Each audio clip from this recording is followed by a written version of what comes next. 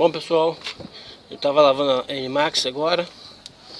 Aí botei ela no cavalete e fui rodar a roda traseira aqui. E fazer esse toque-toque aqui, ó.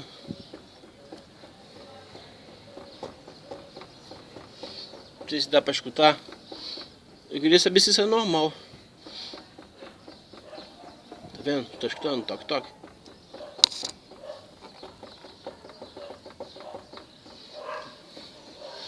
Bom, eu vou fazer a revisão agora dos 10 mil e vou dar uma passadinha na concessionária pra ver. Eu queria tirar essa dúvida com o pessoal aí, tá? Se alguém já tiver passado por isso, me dá uma dica aí. Valeu, pessoal.